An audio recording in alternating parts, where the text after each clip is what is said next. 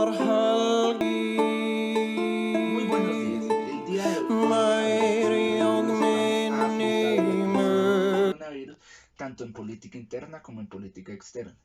Podemos decir que el Reino de España ha enfrentado la crisis del coronavirus de una manera incorrecta.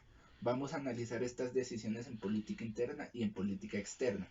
Para esto, hasta la fecha de hoy, España ha tenido 239.000 casos de coronavirus y más de 27.000 muertes. El antecedente político del gobierno que tuvo que afrontar esta crisis sucedió hace 4 o 5 meses, cuando el socialista Pedro Sánchez pudo formar gobierno a través de una alianza con grupos separatistas y el Partido Progresista Unidas Podemos, encabezado por el señor Pablo Iglesias.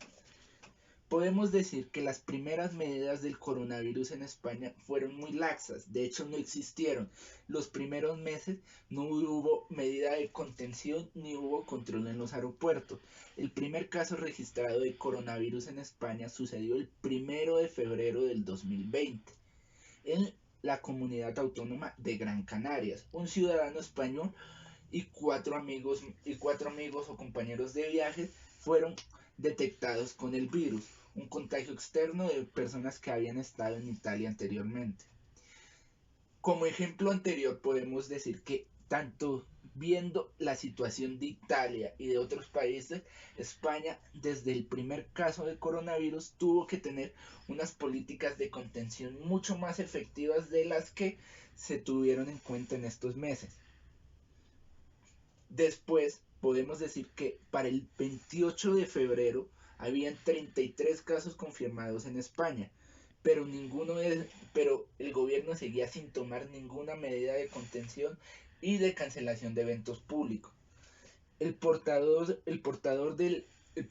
y coordinador del Ministerio de Sanidad de las Crisis, Fernando Simón, desde el 1 de enero al 23 de febrero, en cada una de sus declaraciones, arguía que el virus era un virus de bajo contagio, que máximo tenía los efectos de una gripa, que en España probablemente habría 1 o 2 casos máximo de este virus y no sería una crisis. Por lo tanto, no se tenían que tomar las medidas de aislamiento social preventivo. Caso contrario de lo que sucedió en otros países como en Asia, haciendo un ejemplo comparativo, ya que desde que China declaró la pandemia, países en Asia tomaron las medidas y las precauciones necesarias, caso que no sucedió en España en comparación a Italia, ya que debido a que Italia ya estaba en una situación crítica, era predecible que España podría entrar en la misma situación. Las primeras medidas en política externa que se tomaron a través del bloque comunitario europeo, el cual cerró sus fronteras el 14 de marzo. Esto significa que ningún país que no haga parte del bloque comunitario europeo, ningún ciudadano que no haga parte del bloque comunitario europeo puede llegar a Europa. Por lo tanto, se cerraron las fronteras. De la misma manera, la Comisión Europea pidió coordinar esfuerzos para afrontar la crisis del coronavirus. Esta coordinación de esfuerzos no se hizo caso en España y ante todo se prefirió cerrar fronteras. Una de las medidas más controversiales fue la no cancelación de las marchas programadas el 8 de marzo. El 8 de marzo, como todo el mundo sabe, es el Día Internacional de la Mujer. El Día Internacional de la Mujer es un fortín político en España, ya que tanto el gobierno de corte progresista como los otros partidos tenían programadas manifestaciones multitudinarias tanto en Madrid como en otros lugares. En Madrid, después del 8 de marzo, la tasa de contagios aumentó, tanto con las manifestaciones multitudinarias apoyadas por el gobierno, tanto como en la oposición, ya que varios partidos como el Partido Populista de corte de derecha Vox tuvo grandes contagios en sus filas, dado que la mitad de sus dirigentes fueron afectados por el coronavirus. Podemos decir que las primeras medidas serias del gobierno español se tomaron a mediados de marzo.